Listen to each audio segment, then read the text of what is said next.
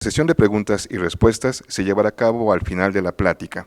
Asimismo, les recordamos que pueden seguir la transmisión de este seminario vía streaming y vía Twitter con el hashtag Gestión y Archivos. Y en el micrositio ya pueden revisar, está la versión estenográfica. Le damos la más cordial bienvenida al maestro Luis Enrique Quiroga Sichacá, quien se desempeña como docente investigador y coordinador del área en Humanidades en la Universidad de La Salle en Bogotá, Colombia. Y en una lectura de síntesis curricular, el maestro Luis Enrique Quiroga Sichacá, doctorando en Ciencias Sociales y Humanas de la Universidad Pontificia Javeriana, magíster en docencia en la Universidad de La Salle, especialista en entornos virtuales de aprendizaje, Organización de Estados Iberoamericanos, Centro de Altos Estudios Universitarios, licenciado en Filosofía en la Universidad de San Buenaventura, miembro de la Red Latinoamericana de Metodología de las Ciencias Sociales, de la Asociación Latinoamericana de Filosofía de la Educación y de los grupos de investigación, Intersubjetividad de Educación Superior y Tendencias Actuales en Educación y Pedagogía. Docente investigador en la Universidad de La Salle, docente en la Maestría en Gestión Documental y Administración de Archivos, en la Maestría de Estudios y Gestión de Desarrollo en la Facultad de Ciencias Económicas y Sociales, director de la línea de investigación Educación, Sociedad y Cultura en la Era Digital, en la Maestría en Desarrollo Educativo y Social.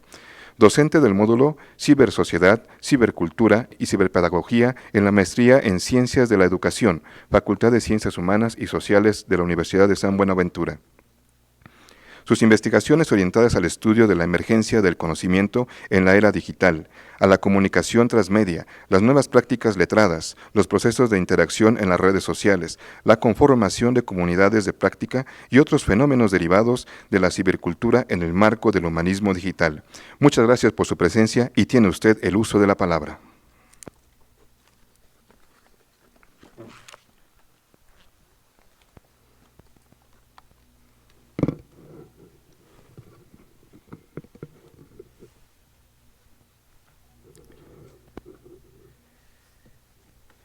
Bueno, buenos días para todos y para todas. Traigo un escrito preparado, pero probablemente, de acuerdo a la dinámica misma de la conferencia, me aparte en ocasiones de él, pues para hacer un poco más cercano el tema que vamos a tratar. Bueno, para ninguno de nosotros es desconocido pues, que con la revolución tecnológica en un mundo globalizado, los escenarios de interacción social y cultural se están reconfigurando, o sea, están tomando unas nuevas formas, dotando de nuevos sentidos y significados, no solamente lo que hacemos a diario, lo que hacemos cotidianamente, sino también planteando problemas, si los podemos denominar así, para lo que nosotros podríamos denominar la condición humana. Es así que hoy día se habla de cibercultura, entendida esta como el conjunto de sistemas culturales surgidos en conjunción con las tecnologías digitales, y en ese sentido se podrían utilizar también los términos cultura digital o cultura de la sociedad digital. Ahora bien, para nosotros no es desconocido que cada vez más se interactúa alrededor de lo virtual.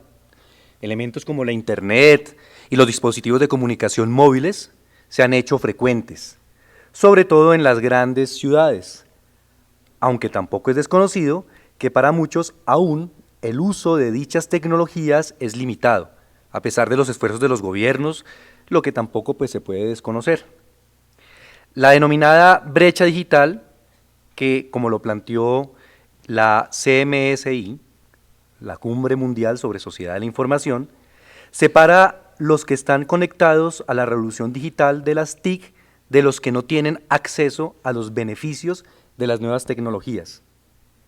La brecha se produce tanto a través de las fronteras internacionales como dentro de las comunidades, ya que la gente queda a uno u otro lado de las barreras económicas y de conocimiento. Así, aunque los líderes mundiales declararon en su momento que estaban plenamente comprometidos a convertir la brecha digital en una oportunidad digital para todos, especialmente aquellos que corren peligro de quedar rezagados y aún marginados, hoy día pareciera que la brecha digital hace evidente una separación entre lo que podríamos denominar inforricos e infopobres. Los tecnofílicos, los amantes de la tecnología y que creen que la tecnología es la solución a todos los males, es la panacea, y los tecnofóbicos, los que le tienen pánico a la tecnología porque consideran que nos van a reemplazar en muchos de los procesos que hacemos diariamente. Se plantea así nuevas problemáticas para la discusión e investigación. La interacción en el ciberespacio, la democratización del conocimiento, la comunicación transmedia, las nuevas prácticas letradas, en donde convergen la tecnología, lo humano y la cultura. Se ha hablado y se habla de una revolución digital. En la misma cumbre se dijo al respecto: la llamada revolución digital ha forjado nuevas modalidades de crear conocimientos, educar a la población y transmitir información. Ha reestructurado la forma en que los países hacen negocios y rigen su economía, se gobiernan y comprometen políticamente. Ha proporcionado la entrega rápida de ayuda humanitaria y asistencia sanitaria y una nueva visión de protección del medio ambiente, y hasta ha creado nuevas formas de entretenimiento y de ocio. Es por eso que hoy día se habla de campos, en términos de Bourdieu, campos de estudio, como la ciberdemocracia, la ciberciudadanía, el ciberactivismo, la ciberpragmática, el cibersexo. A algunos les parece interesante. Eso sí estuvieron atentos. El e-learning, el b-learning, el e-learning, el m-learning, el BGS learning, los metaversos, los mundos virtuales, la gamificación, la simulación, la transmedia. Nuevas formas de nombrar nuevas prácticas. Realidad aumentada, en donde no solo se trata el acceso a la información, sino sus diferentes usos y apropiaciones en la configuración incluso de mundos virtuales. Pareciera, siempre debemos tener el beneficio de la duda, que la inmersión tecnológica, en algunos casos, se convierte en algo más importante que la realidad tangible, aquella que percibimos por medio de los sentidos, sobre todo en las nuevas generaciones. Pero con esto también vienen nuevas, llamémoslo de alguna manera, problemáticas, que valdría la pena pensar en escenarios como el actual. La ciberadicción, o sea, la adicción al uso excesivo de la Internet. En ocasiones con mis estudiantes y a muchos de ustedes con sus familiares o personas del común, los ven desesperados porque no hay conectividad. Aquí mismo, lo primero que uno llega a preguntar es cuál es la clave, ¿cierto?, de Wi-Fi para conectarse. ¿Por qué? Porque de pronto algo importante pasa, ¿cierto? O algo grave acontece. O sea, vivimos como una sociedad del riesgo, ¿no?, del miedo. ¿Y qué tal si alguien de mi familia se accidenta? ¿Y qué tal si no? Entonces, la ciberadicción nos lleva a volvernos algo así como caníbales del tiempo, ¿no?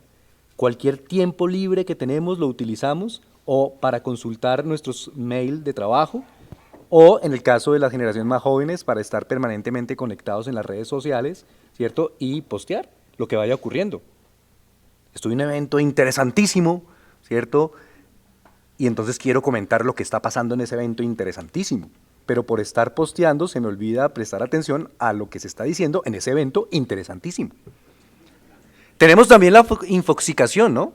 Esa intoxicación por exceso de información. Es una gran paradoja.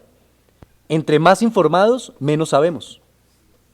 Y hay muchos mitos que se generan alrededor de lo que circula libremente por estos canales de comunicación vía Internet. Fácilmente cualquiera de ustedes podrían publicar ahora lo más absurdo del mundo y no falta un grupo de personas que van a creer en ese absurdo.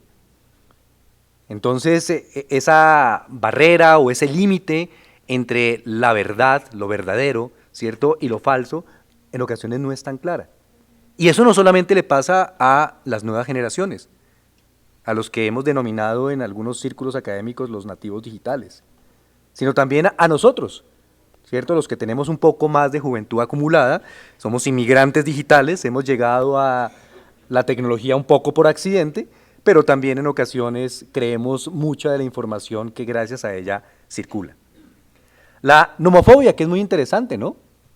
Un anglicismo, ¿no? Del inglés, ese miedo a perder el celular, a estar desconectados. Bueno, en algunos países a que nos lo roben. ¿Cuántos de ustedes de pronto no llegaron a la conferencia hoy tarde porque se les quedó el celular? Y mejor me devuelvo y recojo mi celular, porque sociedad del riesgo, algo puede ocurrir. Y nos hemos hecho dependientes de ese artefacto, tan dependientes que se ha vuelto el dispositivo de control por excelencia. No podemos escapar, cuando queremos hacerlo, ni del jefe, ni de los amigos, ¿cierto? Ni de la pareja. Y cuando recibimos la llamada no es, oye, buenos días, ¿cómo te está yendo en el evento? Muy bien, ¿qué has aprendido? Sino, ¿dónde está? ¿Por qué no contestó? ¿Qué está haciendo? Ahora, eso lo hacen otros usuarios, ¿no? Los que estamos aquí no, los que estamos aquí manejamos una etiqueta móvil distinta, ¿no? Pero pensemos, esa tendencia nos lleva a una dependencia absoluta de lo tecnológico. ¿Y qué pasaba antes de que existieran estas tecnologías? ¿Cómo interactuábamos? ¿Cómo nos comunicábamos? Observo con particular atención, y ustedes también lo han visto, que incluso en escenarios de socialización como un almuerzo, una comida, muchos de los comensales están consultando, ¿cierto?, sus redes sociales o correo por medio de su teléfono móvil. Claro, es necesario, pero también es necesario interactuar con el otro que está al frente mío tratando de que le preste atención desde hace ya media hora. La nomofobia. Y vienen otras cosas mucho más delicadas, porque estas dos son delicadas, como el grooming, ¿no? La suplantación, es una gran problemática a nivel mundial, usada con mucha frecuencia por los pedofílicos, aquellos que buscan placer de carácter sexual directamente con niños o con niñas, ¿no? Pero muchos hemos caído también en el grooming, ¿no? En la suplantación, cuando en las redes sociales me presento como en realidad no soy. O quiero ser o falsear mi información. ¿Quién o qué me garantiza que lo publicado allí es real y verdadero? La suplantación también se puede dar en la información y saberes que circulan ya en escenarios más públicos, pero incluso más oficiales. ¿Cómo regulo yo esa información que circula, no? Y el sexting, ¿cierto?, que es un poco más restringido para algunas pequeñas comunidades de personas que quieren compartir su vida íntima, como lo diría la autora argentina, Condano Medana, pero que está radicada en Brasil. Entonces recuerdo aquí a André, Paula Sibilia, que nos habla en su obra La intimidad como espectáculo, que básicamente hemos hecho eso. Hemos olvidado la distinción que hay entre la vida privada y la vida pública. Bueno, algunos tenemos también vida secreta, pero la vida privada y la vida pública, ¿qué es la diferencia?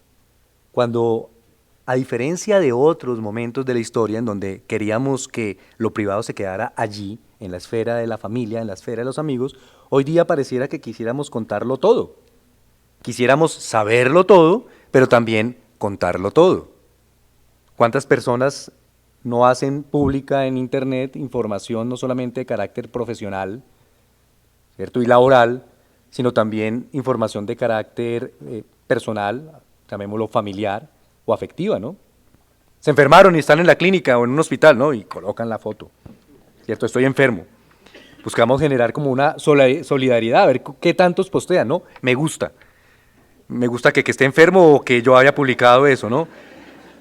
Entonces, des en cuenta que esa distinción entre lo privado y lo público es muy delicada. Aquí se ha venido discutiendo mucho, ¿no?, acerca de la protección de los datos personales, qué debe ser en realidad privado y qué debe ser público. Pero ¿cómo se maneja en el actuar cotidiano esos conceptos de lo privado y lo público? Aquí estamos profesionales que de una u otra manera nos desempeñamos en el área de la administración de archivos y de la gestión documental. Pero igual por eso no dejamos de ser personas, hombres, mujeres, padres, madres, hijos, hijas, esposos, esposas, amantes, si queremos. Somos ciudadanos también del común. ¿Qué uso hacemos de la información cotidiana? ¿Cómo la empleamos? hasta qué punto nosotros, ¿cierto?, hacemos parte de este grupo selecto de trastornos e irregularidades, ¿no? Somos ciberadictos, nos infoxicamos, sufrimos de nomofobia, hemos experimentado el grooming, ¿cierto? O mejor aún, el sexting. Pero bien, si continuamos avanzando, esas realidades lo que hacen es complejizar todo lo que tiene que ver con el acceso y circulación de la información. Dado que pues, estos nuevos vehículos para ese acceso y circulación de la información empiezan a cuestionar conceptos tan tradicionales como el de derecho de propiedad, el derecho de autoría, la originalidad. Y cambios evidentes se han dado. En los inicios mismos de Occidente, y cuando hablo de Occidente no solamente me refiero al viejo continente, a Europa, sino me refiero aquí también a América, a nuestra América, existía la memoria como vehículo de comunicación de la cultura. Por medio de la tradición oral, que en muchos de nuestros hogares todavía se conserva, se pretendía perpetuar los saberes de una comunidad. ¿Quiénes de nosotros no recuerdan las historias de los abuelos y de las abuelas? Gracias a esas historias es que podemos tener hoy día memoria de lo que ha sido nuestra familia. Oídos atentos, los nuestros, ¿cierto?, retenían el pasado y registraban ese acontecer cotidiano. El papel importante en esa tradición oral no era solamente el papel que cumplía el historiador, sino también el papel del poeta, como lo sigue siendo hoy día, del filósofo, hasta del sacerdote, que como transmisores de la cultura perpetuaban la tradición y pues eso era fundamental en una sociedad. Sin embargo, aunque la memoria tuvo un lugar privilegiado en los comienzos de la cultura occidental, valorándose en gran medida aquellos que la poseían, fue desplazada por el texto impreso, por su practicidad, que permitía no solo que perdurara la información allí contenida, sino también su rápida difusión sin depender de aquellos personajes considerados sabios. Recordemos nuestras épocas de formación académica en la universidad o nuestras jornadas de capacitación. Si está el libro, ¿para qué escucho al experto? Lo que pasa es que muchas veces no nos damos cuenta que ese experto, aunque el concepto de experto es muy debatido, nos ahorra leer un montón de libros, diría algunos. ¿Qué papel juega la tradición oral? ¿Qué papel juega la tradición escrita, ¿no? Lo que se registra en el papel. Y pues, aunque en su momento los primeros dedicados a esa transmisión escrita, que fueron los monjes amanuenses, fueron desplazados posteriormente con la invención de la imprenta, ¿cierto?, por toda esa sociedad de Gutenberg, pues igual no desapareció ni la tradición oral, ni la manuscrita. Pues bien, pero ¿por qué les cuento todo esto? Porque cuando hablamos de alfabetización digital, aparece siempre una dicotomía entre lo análogo y lo digital, lo impreso, ¿cierto?, y lo electrónico. Incluso hay algunos que se atreven a afirmar que con lo digital la impresión en papel desaparecerá, en un sentido ecológico, porque cuántos árboles no se tienen que tumbar para hacer un libro o para un cuaderno, etcétera. Pero también tendríamos que pensar el impacto ecológico de las tecnologías de la información y la comunicación que lo tienen, porque es que la ecología no solamente se refiere o se limita a lo que denominamos el medio ambiente. Bueno, lo hemos deteriorado tanto que sería un cuarto de ambiente, pero nosotros también hacemos parte de esa ecología. Cuando por uso excesivo de la tecnología yo afecto incluso la manera como interactúo con otros, también estoy impactando el ambiente. Porque obviamente las relaciones cambian la manera como percibimos el mundo. Se habla hoy día de software libre, de licencias tipo Creative Commons para la circulación y flujo, ¿cierto?, libre de la información, pero tendríamos que preguntarnos, si esa disputa que hay hoy entre los derechos de autor es menos importante que todo lo que se está tratando alrededor del derecho al libre acceso y universal al conocimiento. Por eso, la democratización del conocimiento no es una tarea fácil, ni es una tarea sencilla, ni es una tarea en la que muchos se atrevan a dar la última palabra. Lo que se hace evidente, como se los dije hace un momento, son tecnofobias y tecnofilias. Exceso, amor excesivo a la tecnología, rechazo excesivo a la tecnología. Tendríamos que buscar un punto medio, que sí y que no. Y es en este marco que quiero hablarles hoy día a todos ustedes de la alfabetización digital.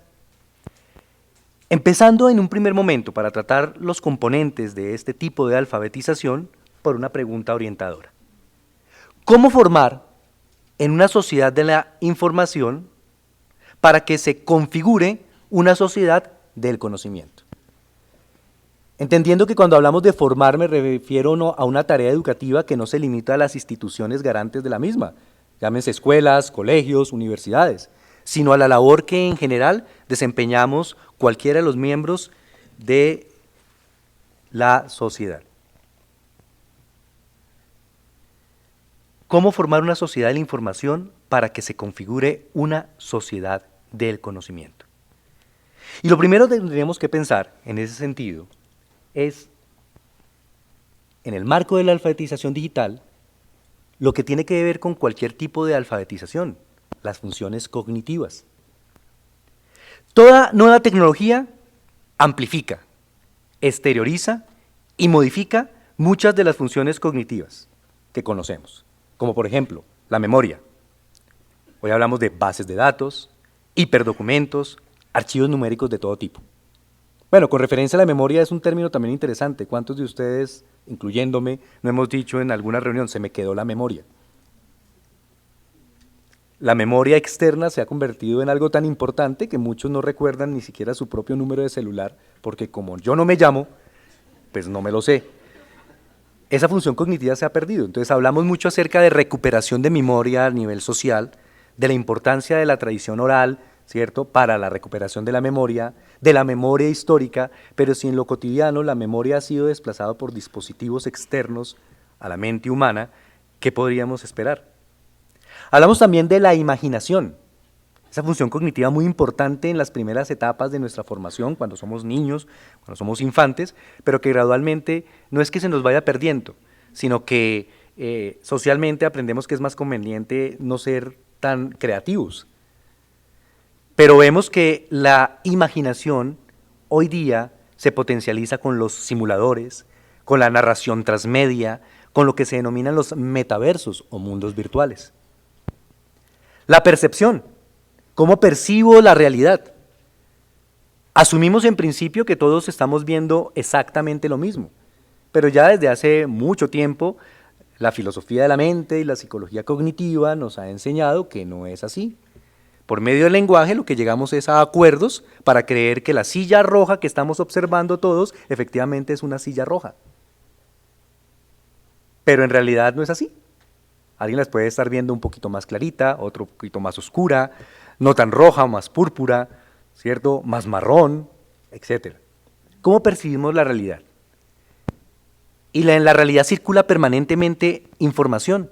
¿Cuál es la percepción que tenemos de esa información? La unidad mínima de información, que sería el dato, cambia, ¿cierto?, la percepción de la realidad dependiendo del sujeto de la información que la reciba, ¿no? Y tenemos una última función cognitiva muy interesante que ha venido cambiando en todos estos procesos de alfabetización, y en particular de alfabetización digital, los racionamientos. Hoy día se habla en muchos escenarios de investigación de inteligencia artificial. Se habla de modelización de fenómenos complejos. ¿Podrá ser la inteligencia artificial mucho mejor que la inteligencia que todos poseemos, la inteligencia natural? Y pensando en las funciones cognitivas, es que podemos pensar básicamente en estos tres componentes de la alfabetización digital. El primero, la infoinclusión, la dieta cognitiva y las prácticas letradas. Empecemos hablando de la infoinclusión. Alfabetizar hoy día no es solamente desarrollar capacidades técnicas para hacer algo, o enseñar a leer y escribir a una persona. Alfabetizar implica configurar una cultura, aprender usos y prácticas, posibilitar diálogo de saberes, recuperar y conservar tradiciones, en fin, implica convivir en sociedad. Y por ello, cuando se habla de alfabetismo digital, no podemos pensarla, ese tipo de alfabetización, únicamente como la habilidad para localizar, organizar, entender, evaluar y analizar la información utilizando tecnología digital, que es la definición más popularmente aceptada. Si hablamos de alfabetismo digital, tendríamos que pensar en las técnicas que trae consigo este tipo de tecnologías. Tendríamos que pensar que en un ecosistema digital tan amplio como el que estamos experimentando hoy día, varios medios y mediaciones convergen. El artefacto causante de la nomofobia, el dispositivo de comunicación móvil, el celular, es un artefacto de convergencia por excelencia. ¿Qué podemos hacer con ese artefacto? ¿Qué artefactos anteriores reúne? El reloj, la cámara fotográfica, la radio, la televisión, puedo incluso hacer grabaciones, etc. Si el dispositivo cambia, las prácticas de uso también cambian. Cada tecnología trae consigo sus propias técnicas. Y por eso cuando hablamos de alfabetización digital, necesariamente tenemos que pensar en aquello que está cambiando gracias al uso frecuente de este nuevo tipo de tecnologías, lo cual es un reto mayúsculo, porque no hemos terminado de comprender el impacto que tienen los medios masivos de comunicación en la cotidianidad, la televisión, la radio, incluso la prensa escrita, y debemos pensar ahora simultáneamente el impacto que están teniendo los medios sociales. Es por eso que en este marco debe hablarse también, cuando se piensa en la alfabetización digital, de una dieta cognitiva. De la misma manera que para recuperar un organismo enfermo, el nutricionista, generalmente el médico, nos prescribe una dieta. Generalmente las dietas nos prohíben lo que más nos gusta. Pues tenemos que pensar en una dieta cognitiva. ¿Qué se nos prohibiría? Probablemente lo que más nos gusta. O sea, hacer que la información circule libremente, sin mayor restricción, sin mayor responsabilidad, sin mayor normatividad, sin mayor crítica reflexiva, probablemente. Lo que busca la dieta en últimas es suplir lo ausente, ¿cierto? Lo que no hay en el organismo y fortalecer lo existente para que ese organismo enfermo se recupere. Por eso le piden a uno comer verduras y frutas, ¿cierto? Menos carne roja en particular. Pero también los médicos y nutricionistas nos dicen, todo en exceso es malo. Si dejo de consumir azúcar, me enfermo. Si consumo mucho azúcar, igual me enfermo. Pensémoslo entonces ahora en este terreno de la alfabetización digital. ¿Qué implica una dieta cognitiva? ¿Qué debería dejar de consumir a nivel de contenido? ¿Qué debería consumir a nivel de contenido? En realidad, todos los miembros de una sociedad informatizada pueden denominarse prosumer, como lo denominan algunos autores, el productor consumidor de contenidos, o solamente somos consumidores pasivos de contenidos. Cuando yo envío un correo electrónico, cuando yo posteo, cuando yo tuiteo, ¿cierto? Cuando publico en un canal como YouTube, cuando blogueo, y todos estos nuevos especímenes de la fauna digital, ¿no? Blogueros, youtubers, tuiteros, etcétera. ¿Qué está ocurriendo? ¿Estoy consumiendo? ¿Estoy enfermándome? ¿Será necesaria una dieta? Y es por eso que en el marco de la alfabetización digital hoy se piensa en las prácticas letradas y en particular en esas nuevas prácticas letradas. Las prácticas letradas hacen referencia a la forma en que se hace uso de la lectura y de la escritura en la vida cotidiana de una comunidad. Así, por más que queramos estandarizar, es en los usos sociales particulares en donde se dan los procesos de comunicación y flujo de la información. Así, en términos de uno de los estudiosos de este tema de las prácticas letradas, Daniel Cassani, el conjunto de prácticas letradas articuladas entre sí pueden asociarse a un contexto institucional específico, escuela, familia, trabajo. Y a esto se le conoce con el nombre de literacidad. La literacidad implica una manera de usar la lectura y la escritura en el marco de un propósito social. Entonces, tendríamos que pensar, cuando hablamos de alfabetización digital, cuáles son las literacidades de las personas usuarios de información. ¿Son iguales en su literacidad los jóvenes y adultos? Los abogados, los conductores de taxi, los médicos, las empleadas del servicio, los ingenieros, los obreros. Porque cuando nos convertimos en mediadores del conocimiento, gracias al acceso y flujo libre de la información, tenemos también una gran responsabilidad social. Y es qué estamos comunicando y cómo nos estamos comunicando. Claro, el que desarrolla el aplicativo, programa, software, protocolo, proceso, lo ve fácil porque él lo desarrolló. Pero ¿qué tan sencillo será para el usuario final? Es lo que nos pasaba, recordemos nuestras épocas viejas de colegio, ¿se acuerdan? Cuando el profesor de matemáticas quería que fuéramos matemáticos en 2 horas de clase. O el de historia quería que fuéramos historiadores en 2 horas de clase. Biólogos en 2 horas de clase. La experiencia nos ha mostrado que ninguno logró ser matemático, historiador o biólogo en 2 horas de clase. Aprendió de todo un poco, que tanto lo recordamos hoy día. ¿Cuáles son nuestras literacidades? Entonces, en ocasiones los gobiernos hacen esfuerzos ingentes para que el acceso a la información esté allí, disponible a cualquier usuario, pero no se tienen en cuenta las diferencias particulares de los usuarios. Porque, aunque nos parezca increíble, mucha gente no sabe hacer uso de dispositivos de comunicación móviles o mucho menos navegar en un sitio web. Más si este sitio web no tiene principios de usabilidad y lo que hace es que literalmente me ahogue navegando. Por eso vemos que el común de la gente prefiere todavía ir a hacer la fila en el banco, la fila en la institución de salud, la fila en el colegio, porque no se siente ni cómoda ni tranquila interactuando en otros medios. Literacidad. Tendríamos que pensar por qué hay ese grado de analfabetismo digital y pensar cómo podríamos incorporar al grueso de la población en estas nuevas prácticas letradas. Es por eso que también cuando se habla de alfabetización digital, se habla hoy día de esos ambientes para esa alfabetización. Si en última lo que pretende toda alfabetización es que aprendamos, tenemos que diseñar ambientes para ese aprendizaje.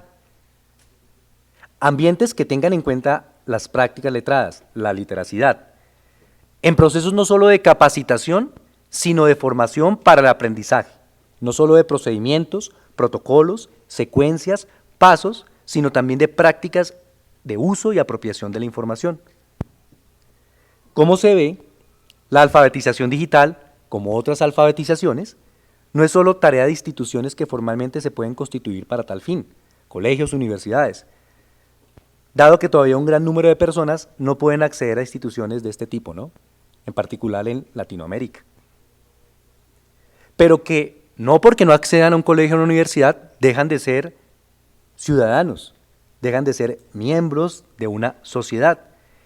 E igual, como cualquier miembro de una sociedad, necesitan de servicios financieros y de salud o ejercer sus derechos políticos. Es decir, hoy día la responsabilidad de educar es tarea de toda la sociedad en general y de cada uno de los medios que funcionan en ella. La información, tanto que circula como que se oculta. Y es por eso que no podemos hablar solamente de alfabetización digital, si no la asociamos a algo muy importante hoy día, en pleno siglo XXI, cuando se trata el tema de la democratización del conocimiento, y es la apropiación social del conocimiento. Y de igual manera que teníamos una pregunta orientadora para la alfabetización digital, tendríamos que tener también una pregunta orientadora para la apropiación social del conocimiento. ¿Cómo propiciar el diálogo de saberes en el acceso a la información mediante el uso y apropiación de tecnologías de la información y la comunicación. Porque resulta que el acceso a la información debe ser libre y gratuito, sí, pero para todos, no solamente para el letrado, sino también incluso para el iletrado. De lo contrario, seguiríamos aumentando la brecha social, ya no solamente digital y tecnológica. Y seguirían existiendo aún más infopobres o excluidos de la información. Es por eso que, de la misma manera que cuando pensamos en un alfabetismo digital, pensamos necesariamente en las funciones cognitivas, cuando hablamos de apropiación social del conocimiento, tenemos que pensar también en lo que hoy día, con todo y el ruido que puede hacer la palabra, tenemos que pensar en las competencias digitales. Se entiende por competencia digital la apropiación, ¿cierto? Se entiende, bueno, por competencia digital no, por competencia en general, ¿no? Podría referirse a apropiación, hacerse algo propio, asociado también al empoderamiento, integración, acceso, asimilación, etc. Lo hecho es que cuando hablamos de competencias digitales, tenemos que pensar en no hacer referencia únicamente a las habilidades y destrezas en el uso de artefactos y aplicativos.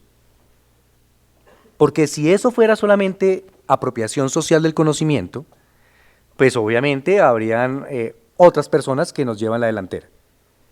Con el desarrollo de los dispositivos móviles, que es lo que está más de moda hoy día, pues se ha venido configurando lo que algunos autores denominan la cultura TXT o la cultura del pulgar. ¿Cuántos de ustedes pertenecen a la cultura del pulgar? Yo aquí estoy viendo a varios. Nos hemos vuelto muy hábiles en esto, ¿cierto? Y eso que no somos videojugadores, no, ninguno de nosotros es gamer. Pero todos somos usuarios de telefonía móvil y utilizamos aplicativos para mensajería instantánea como el WhatsApp, por ejemplo, que también se ha vuelto un dispositivo de control muy interesante, pero también ha permitido fortalecer relaciones afectivas entre familias, ¿no? Pensémoslo, ¿cuántos de nosotros tenemos grupo familiar creado en WhatsApp? Los que no lo tienen, experiméntenlo. En ocasiones se sentirán acosados, sobre todo por mamá o abuela, que por fin encontraron un mecanismo de siempre felicitarnos todos los días y recordarnos que el primo hermano más lejano, ¿cierto?, está también cumpliendo años. Pero lo cierto es que podemos enterarnos de lo que acontece en la familia, en el trabajo, en la sociedad en general, gracias a estos grupos que se han creado en las mensajerías instantáneas. WhatsApp, uno, el más conocido, pero hay muchos más, ¿no? Pero tendríamos que pensar que no es solamente, como les decía, esas habilidades, la habilidad TXT, la cultura del pulgar, sino que también implica aprender acerca del uso de la información. O sea, no solamente es consultarla, sino también generarla, transmitirla, conservarla y algo muy importante que hemos dejado de lado, verificarla. No creamos todo lo que nos dicen. Y en ese marco, hablar de apropiación social del conocimiento implica necesariamente hablar de tres elementos. El primero de ellos, los modos actuales de hacer ciencia, con todo y lo que el concepto de ciencia pueda llegar a ser polémico epistemológicamente hablando. Tenemos que hablar de la ecología de los medios y las mediaciones. Aquí entraríamos en todo el tema de las interfaces, ¿no? Aquello que media entre el sujeto que aprende y el conocimiento como tal.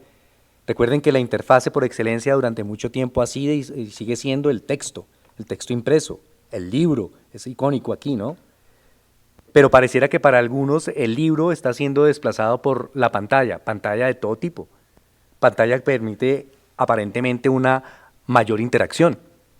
Es por eso que en algunos círculos sociales se suele escuchar decir que lo que pasa es que las nuevas generaciones, los niños de ahora, nacen con el chip incorporado, ¿no?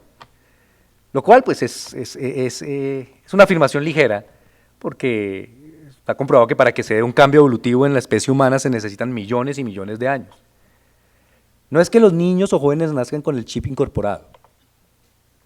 Pareciera, beneficio de la duda, que las tecnologías actuales son más apropiadas a las maneras como los seres humanos aprendemos, que es otra cosa. Recordemos los primeros televisores, los que tenemos más juventud acumulada, que teníamos en casa hace 20, 30 años, no se podían tocar, ¿no? Había estática y se dañaban, literalmente. Si no va a tocar el televisor, ¡cuidado! Daña el televisor. Pero ahora las pantallas son táctiles. Y si ustedes observan, estas nuevas generaciones, los que tienen acceso a la tecnología, porque todavía hay unos excluidos, los que tienen acceso a la tecnología, ¿qué es lo primero que hacen? Tocan la pantalla. Ya sea la del televisor, la del computador, la de la tablet, la del teléfono móvil.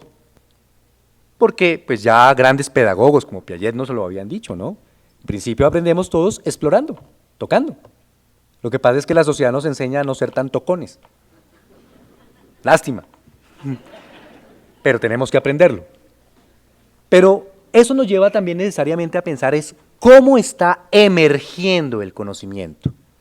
Porque más que producirlo o construirlo, hoy día el conocimiento se presenta de forma inesperada. Y eso hace que cambie totalmente nuestra manera de percibir el mundo. Sobre los modos de hacer ciencia, quiero hablarles un poco. El pensamiento moderno nos enseñó a creer sin cuestionar y a confiar sin cuestionar en la ciencia. Y en lo que la materializa, los productos tecnológicos, los artefactos. Es por eso que en principio, nosotros los que vivimos en el siglo XXI, tendemos a creer en todos los desarrollos de la ciencia. Y en el caso del acceso y circulación de la información, pues en los artefactos que se han desarrollado para tal fin. Pero ¿qué pasa cuando estos desarrollos de la ciencia fallan? Cuando estas tecnologías fallan, ¿a quién le echamos la culpa? Al sistema. No pude consultar mi estado financiero, culpa del sistema. No pude acceder a servicios de salud, culpa del sistema. No pude recuperar información importante para el patrimonio cultural, ¿culpa de quién? El sistema. Pero ¿quién es el sistema? ¿Qué es el sistema? Esa abstracción lleva a que todo el mundo se excuse en lo que en realidad está en manos de los que de una u otra manera agencian nuestras vidas, gestionan el conocimiento, ¿cierto? Circulan la información. Por eso cuando se habla de los modos de hacer ciencia, hoy día se está hablando de un modo 3 de hacer ciencia. Si el modo 1 estaba caracterizado por limitarse a los científicos y a los expertos, y el modo 2 por aquellas entidades financiadoras del desarrollo y de la producción, el modo 3 busca básicamente solucionar problemas. ¿Pero problemas de quién o de quiénes? De las personas del común, de los que viven cotidianamente interactuando con esa información y con esos datos, y que aprenden con sus pares. Todas las tecnologías de hoy día traen manuales de uso. Muy pocos los usamos, porque preferimos aprender del par, y más si este par es un poco más joven y por lo tanto asumimos maneja mejor la tecnología. Abundan los aplicativos. Podríamos, por ejemplo, consultar la rueda pedagógica, así como suena. Los que están conectados a internet pueden llegar y consultarla una vez, por eso no se los proyecto, para generar la curiosidad. En la rueda pedagógica, por ejemplo, Carrington, el autor del mismo, nos ubica los diferentes aplicativos que podemos descargar en los teléfonos móviles o en las tabletas y que sirven para evaluar, analizar, aplicar, comprender, etcétera, para compartir información, para que circule, para que interactuemos. No hay carencia de recursos, de medios ni mediaciones. Lo que hay es ignorancia en su uso. Tendríamos que pensar cómo propiciar una emergencia de conocimiento, teniendo en cuenta que si el conocimiento ya no solamente es lo que se produce o consume, sino aquello que aparece contrario incluso a las lógicas tradicionales de razonamiento, entonces estos nuevos estos nuevos nómadas del conocimiento, interactúan con la información de manera distinta como nosotros, los más tradicionales, estamos acostumbrados a interactuar. Y aunque ya me pasaron el papelito de los 5 minutos, para que lo podamos conversar, ¿de qué se propone en concreto? Si es importante la alfabetización digital para la apropiación social del conocimiento, ¿qué se propone en concreto? Pues básicamente se propone en concreto 4 cosas. Primero, investigar sobre las prácticas letradas. O sea, no podemos asumir que todos los usuarios de la información acceden a la información de la misma manera y tienen las mismas prácticas. Eso es un error garrafal. ¿Por qué? porque la interacción con la tecnología dista mucho dependiendo de la edad, de la condición económica, incluso de los contextos culturales. Si no conocemos las prácticas letradas, los esfuerzos de los gobiernos por que sus ciudadanos interactúen van a quedar a medias, porque simplemente va a haber imposibilidad de comunicación. Tenemos también que investigar sobre necesidades especiales de aprendizaje. No todos aprendemos de la misma manera y con los mismos recursos. Es por eso de que hoy día se habla de diferentes formas de aprender. Se habla de aprendizaje entre pares, impares, dispares, aprendizaje por imitación, hibridación, yuxtaposición. Se habla de aprendizaje disruptivo, en fin. Cada persona tiene una forma muy particular de aprender. Y aunque hemos querido estandarizarlo, esa estandarización ha demostrado en la práctica que no cumple los objetivos deseados. Hay que propiciar también experiencias de inmersión tecnológica. En algunos contextos lo llaman maratones, ¿no? En donde otras cosas se pueda formar, por ejemplo, para la conservación del patrimonio por su importancia en la construcción de identidad, o formar para el uso responsable, transparente, veraz de la información. Aprender sobre el uso público y privado, por ejemplo, de los datos personales. Tendríamos también que conformar comunidades de práctica. A propósito, nos dice el PNUD, Programa de las Naciones Unidas para el Desarrollo, fundamentándose en los trabajos en realidad de Etienne Wenger, que una comunidad de práctica es básicamente un grupo de personas que se reúnen para compartir ideas, encontrar soluciones e innovar, uniendo sus esfuerzos para el desarrollo continuo de un área o conocimiento especializado. Así pues, pensar en una alfabetización digital para la progresión social del conocimiento implicaría esa conformación de comunidades de práctica, en donde podamos, en un diálogo de saberes, no solamente compartir información, sino propiciar en realidad que emerja nuevo conocimiento, conocimiento social, económico, cultural, político y uno que es urgente que circule en la sociedad, ambiental.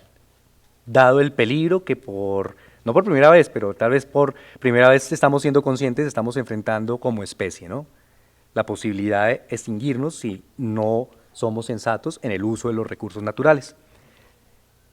En fin, para terminar, pareciera que el conocimiento hoy día emerge de la interacción en el ciberespacio.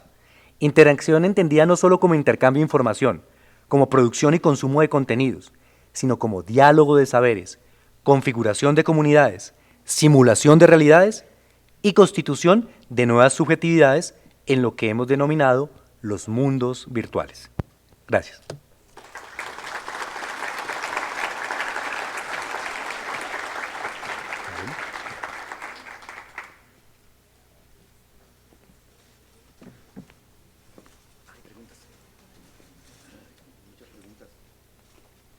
¿Está funcionando? Sí.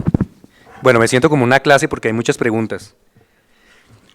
Y no le puedo hacerlo a los estudiantes, ponerle la tarea de que ustedes la busquen, ¿no? Entonces sí me tocó a mí. Bueno, denme unos minutos, hago una lectura rápida.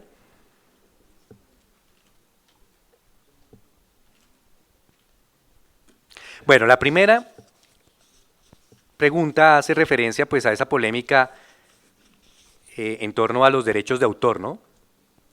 El famoso copyleft. Y me preguntan a qué cuál es mi opinión al respecto. Pues es que es muy complicado porque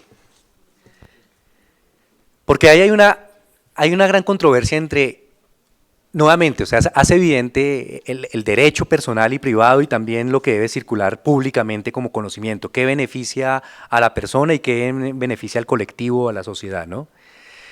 Hay prácticas muy interesantes de interacción en el ciberespacio en donde las personas libremente deciden compartir lo que saben con otros con el fin de beneficiar a la comunidad. Sin embargo, esta información que circula libremente en ocasiones es utilizada no con ese buen y filantrópico propósito, sino que en ocasiones simplemente es empleado, sobre todo, ya no solamente en ambientes académicos, sino incluso laborales y profesionales, para cumplir con requisitos o trabajos asignados, ¿no?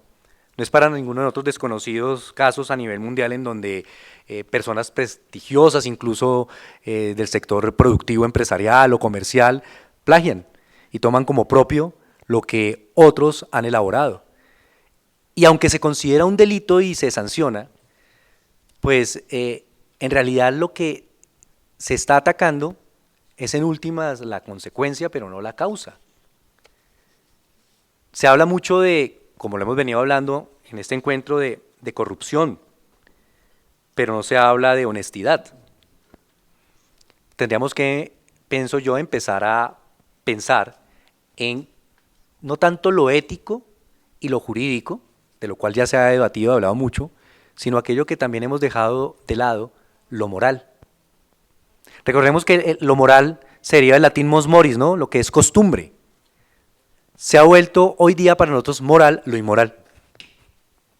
Entonces tendríamos que hacer una inversión de esos valores para en realidad empezar a valorar la producción, la circulación, la generación de conocimientos. En ese sentido, cuando se me pregunta cuál es mi opinión acerca de los derechos de autor, lo que yo diría es, pues los derechos de autor es algo que todos en principio deberíamos tener presente y respetar incluso en nosotros mismos. Hay personas que se autoplagian, cuando ni siquiera recuerdan cuándo y para qué hicieron algo. Entonces yo diría, lo primero es pensar en la honestidad que necesariamente permearía todas las demás labores que realizáramos diariamente. Y conocer esfuerzos, ¿no?, de algunas comunidades de práctica que se han consolidado alrededor de la defensa de esos derechos de autor, pero también el libre acceso a la información, como es el hecho de la comunidad Creative Commons, ¿no?, y cómo ellos, con presencia en diferentes países, buscan un poco regular ese acceso libre a la información, pero preservando obviamente la autoría del contenido, ¿no? Bueno, esperen un momento porque aquí veo que cada pregunta se me llevaría media hora.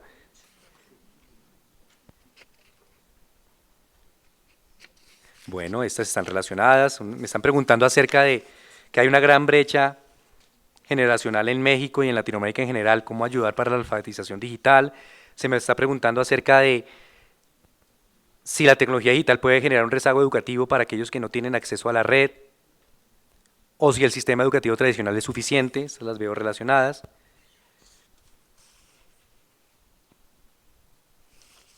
Ok.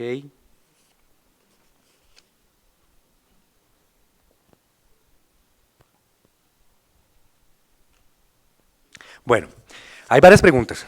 Vamos a ver cómo logro en el tiempo que tenemos conversarlas, ¿no?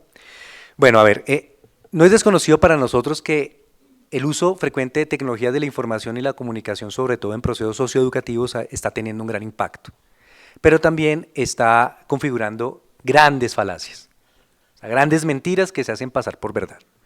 Por ejemplo, pensar que las TIC en sí mismas hacen mejor la educación o hacen mejores profesores. En la práctica, los que nos movemos en el mundo académico nos damos cuenta que no, al contrario, las TIC al profesor aburrido lo hacen más aburrido, 2 o 3 veces más aburrido. Hay estudiantes que ya se quejan porque dicen no puedo escapar de mis profesores ni siquiera en mis redes sociales porque ahora se les dio por crear grupo en Facebook para estudiar economía. O peor aún, no, vamos a crear grupo en WhatsApp y así les recuerdo el trabajo que me tienen que enviar. Es como si en su momento, no sé, a nosotros nos hubieran enseñado en las discotecas, aquí como le dicen, antros, ¿cierto?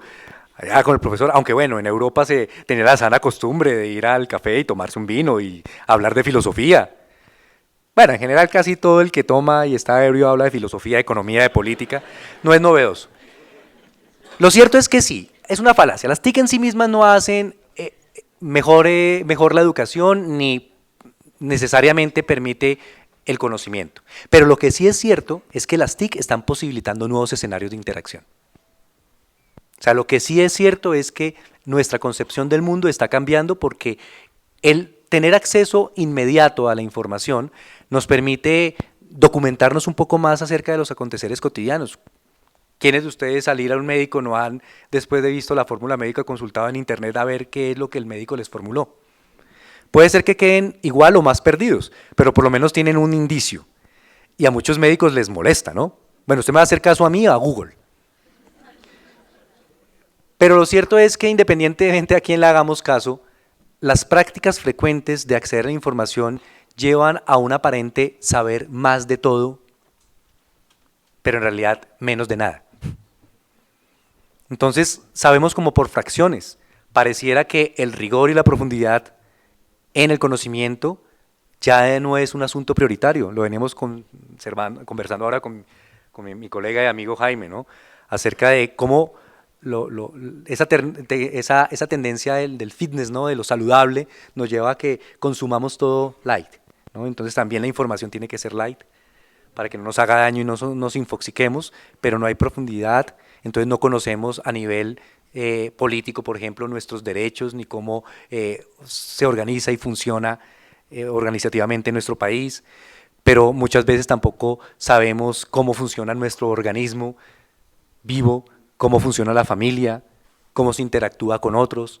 Pareciera que la gran paradoja es que entre más medios y mediaciones hay para comunicación, menos nos comunicamos.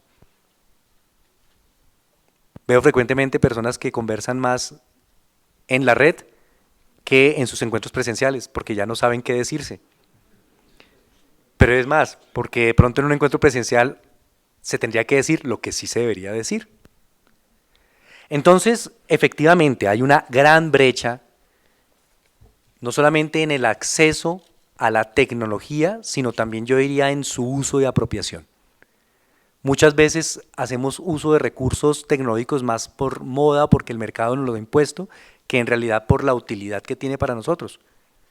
Piensen cuántos de ustedes en los dispositivos que usan actualmente saben para qué sirve todo lo que tiene ese artefacto. Muchas personas las veo con celulares de últimas tecnologías, por ejemplo, hablando, se encuentran con un amigo, dame tu número, pero espere, busco un esfero y un lápiz para anotarlo. Algo tan elemental como grabarlo, pues no lo sabemos hacer. Entonces se subutiliza la tecnología y se crean falsos mitos, ¿cierto?, alrededor de en realidad lo que aporta, ¿no?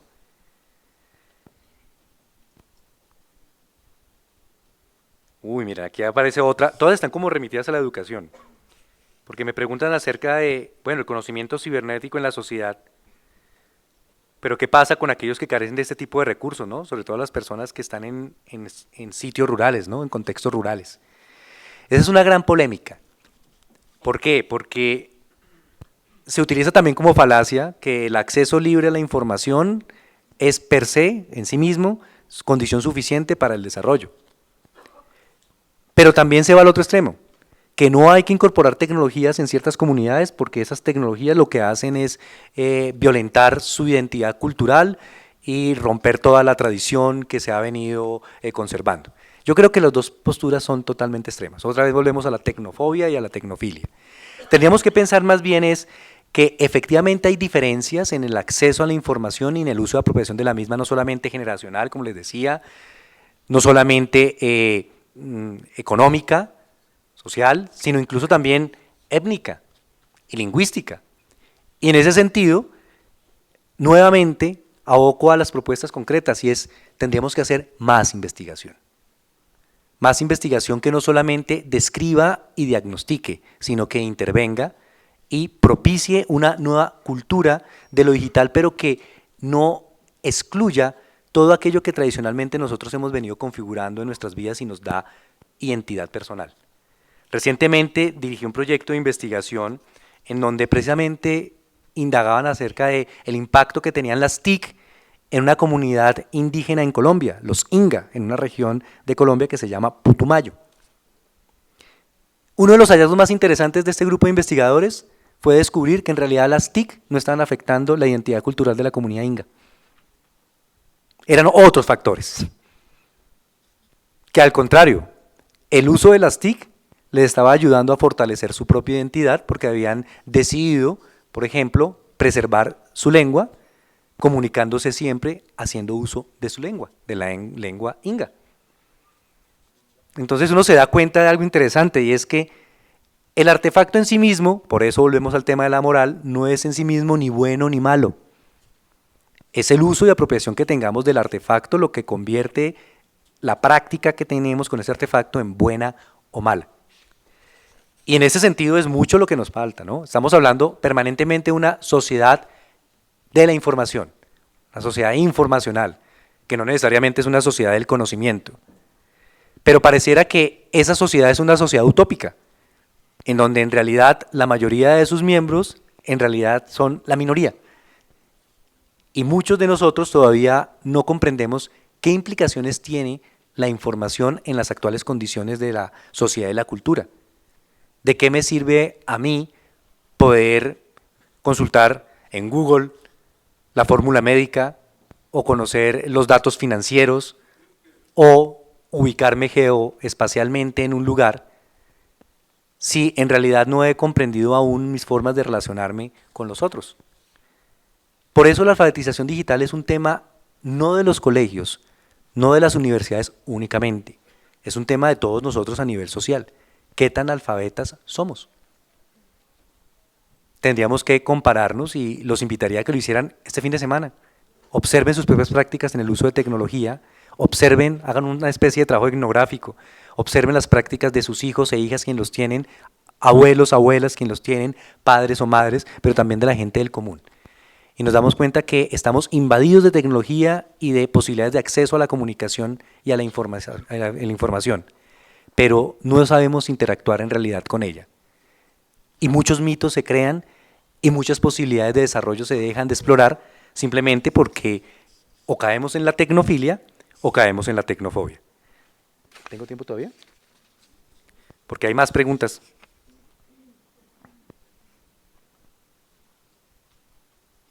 Bueno, esta es más complicada. Porque me preguntan acerca de pues esa diferencia generacional y cómo hay personas que son más hábiles o tienen una estructura mental como más cercana al manejo de las TIC y otras no tanto. Bueno, esos conceptos de nativos y digitales ya han sido replanteados, ¿no? Debatidos. En un primer momento se hablaba de nativo asociando el concepto nativo a los jóvenes. Y se hablaba incluso de generaciones de nativos digitales. Se afirmaba que la primera generación de nativos digitales era la que había nacido en la década de los 80.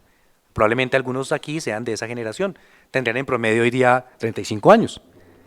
Entonces pensemos, esa generación, ¿con qué artefactos tecnológicos interactuaba, no? Era la generación del Wallman, del Beta, ¿cierto? Pero después viene la generación del 90, segunda generación de nativos digitales, que ya empieza a interactuar propiamente con Internet. Pero después llega la tercera generación, los que tendrían hoy día en promedio 15 años, nacidos en este siglo, que interactúan ya con dispositivos móviles. Y nosotros, los que no habíamos nacido en ninguno de esos años, nos tocó pasar por las tres generaciones, aprender a utilizar el beta, Internet, DOS. Muchos de nosotros cuando por fin aprendimos a manejar DOS, llegó Windows, ¿cierto? Y llegó Apple, entonces ya ahí cambió las cosas. Y nos tocó aprender a utilizar también los artefactos de dispositivos de comunicación móvil. No somos nativos digitales, pero por uso y desuso, a la fuerza nos hemos vuelto nativos digitales. Y ese concepto de inmigrante ya hoy no es tan claro, porque pareciera que inmigrante no es necesariamente el que por su edad, ¿cierto?, hace uso de tecnología de manera atrasada, sino más bien inmigrante es aquel que por sus condiciones culturales, sociales, políticas e incluso económicas no ha podido acceder a la información. Y cuando lo logra, pues muchas cosas se ha perdido. Y entonces no puede participar en escenarios democráticos o autogestionar su propio aprendizaje o algo tan simple, comunicarse con su familia, porque sus condiciones de contexto se lo han impedido. Entonces yo pienso que esas habilidades y estructuras mentales están más condicionadas por los contextos, llámense de crianza, de desarrollo, etcétera, que en realidad por habilidades naturales que tengamos nosotros para acceder a la tecnología. En principio la tecnología hoy día cada vez busca ser más amigable, más usable, más sencilla. El problema es que los que generan o desarrollan esta tecnología pues pueden tener unos conceptos un poco tergiversados de lo que es amigable y fácil. Y entonces el usuario del común se enreda. Por eso vuelvo a lo que les decía, muchos prefieren seguir utilizando la ventanilla al acceso a la información y no, ¿cierto?, la transacción bancaria vía internet. Analfabetismo digital, dirían algunos, incredulidad, temor, miedo, falta de habilidades, dirían otros, tendríamos que explorarlo. Para finalizar, algo que no quisiera dejar de decir, hay muchas otras preguntas acá, yo creo que en el micrositio tendríamos que responderlas. Lo cierto es que hay profesiones que tienen más impacto, creo yo, para el siglo XXI.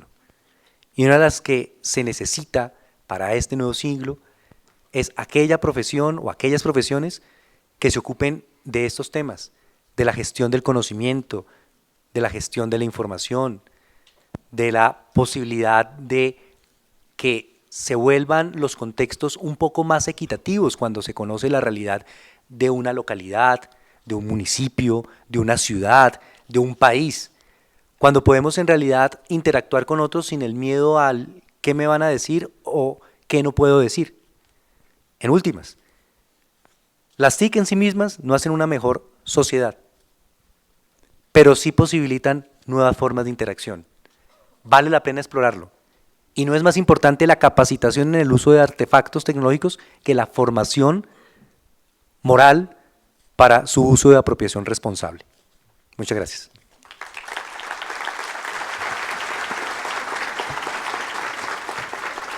A continuación, el coordinador ejecutivo del INAI, José de Jesús Ramírez Sánchez, hace entrega de la medalla conmemorativa del INAI, correspondiente por su participación en este evento, y agradecemos de nueva cuenta compartir su presentación esta mañana con nosotros.